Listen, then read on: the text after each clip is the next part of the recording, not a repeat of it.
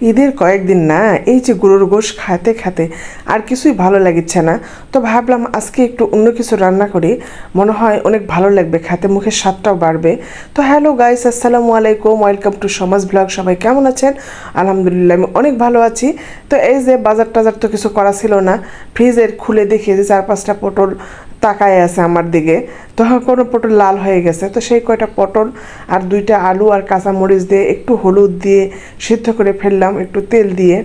আর এর মধ্যে এখন একটু রসুনের কয়েকটা কোষ আর পেঁয়াজ কুচি একটু হালকা করে ভেজে নেব, এটা ভর্তার সঙ্গে অ্যাড করব। আপনারা কেউ কি এরকম করে ভর্তা খাইছেন নাকি? কমেন্ট অবশ্যই জানাবেন।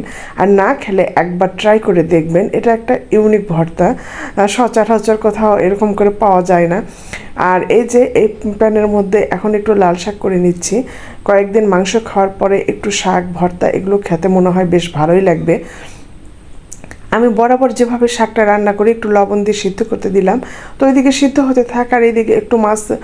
আজকে আপনাদের ভাইয়া বাজারে যায় একটা কাতলা মাছ নিয়ে আসছে, মোটামুটি বড়ই ছিল। তো এই যে এখানে জিরা বাটা, রসুন বাটা, আদা বাটা, হলুদ, লবণ, তেল, সরষের আর এই যে একটু দারচিনি গুঁড়া করে দিলাম।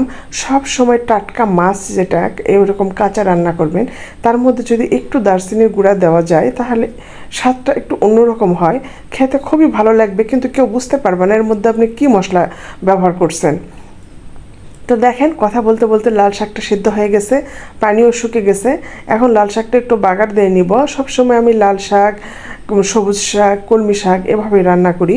আর পাটের শাক হলে একটু শুকনো মরিচ দিয়ে কাঁচা পেঁয়াজ দিয়ে পরে মাখায় ফেলি, খেতে ভীষণই ভালো লাগে। তো এই যে কাঁচামরিচ, পেঁয়াজ, রসুন এগুলো একটু হালকা ভাজা হয়ে গেলে এই পর্যায়ে শাকটা দিয়ে নেড়ে চেড়ে নামায় ফেলবো। আর একটু জিরা ভালো করে ভেজে নিচ্ছি। তো এই জিরা ভাজাটা কার মধ্যে ব্যবহার করব দেখতে হলে ভিডিওটি দেখতে থাকুন। আর এদিকে যে মাছ মাখায় রাখছিলাম সেটা এই যে কষাই নিব। অনেকে দেখি যে মশলা কষায় তার মধ্যে কাঁচা মাছটা দিয়ে দেন। তো এভাবে মাছ আর মশলা একসঙ্গে মেখে দুটোই একসঙ্গে কষায় দেখবেন এটার স্বাদ কেমন হয়, খুবই ভালো লাগে। আর সবসময় টাটকা ফ্রেশ মাছ এভাবে রান্না করলে আমার কাছে ভালো লাগে। আর ফ্রিজ থেকে মাছ বের করলে সেটা একটু ফ্রাই করে রান্না করলে ভালো লাগে, আমি এভাবেই করি। আর এই যে জিরা, পেঁয়াজ, রসুন ভালো করে বেটে নিলাম, এখন পটলটা বেটে নিচ্ছি। এই ভর্তা আমার কাছে এতই ভালো লাগে, এই ভর্তা থাকলে আমরা কিছুই লাগবে না, এই ভর্তা দিয়ে এক প্লেট খাওয়া হয়ে যাবে। তো আপনারা আজকে কে কী রান্না করলেন, কে কী দিয়ে খালেন কমেন্ট করতে ভুলবেন না। আমার ভালো লাগে যে দেখি কে কীভাবে রান্না করছে, আর আমিও শিখতে পারবো আর কি কী করা যায়। তো বাস, আর এই ভর্তার মধ্যে যদি একটু কাঁচা পেঁয়াজ আর কাঁচা সর্ষের তেল না দেওয়া হয় তাহলে কি মানায় বলেন? ভালোও লাগে না। আর এই যে এখন যে সরষের তেলটা দিচ্ছি এটা সৌন্দর্যের জন্য, আপনারা না চাইলেও দিতে পারেন। ভর্তার উপর দিয়ে একটু কাঁচা তেল বের হলে দেখতে খুবই লোভনীয় লাগে। আর এই যে মাছটাও কষানো হয়ে গেছে, আমি ওর ফাঁকে ফাঁকে 2-3 বার পানি দিয়ে সুন্দর করে কষাই নিয়েছিলাম। দেখেন কালারটা কি সুন্দর দেখে। তো এখন ভয়েস দিচ্ছে, মনে হচ্ছে এখন একবার বসে খেয়ে। তো সব কাজ কাম শেষ, এখন খাওয়ার পালা। আপনাদের ভাই আর আমি খেতে বসে গেছি।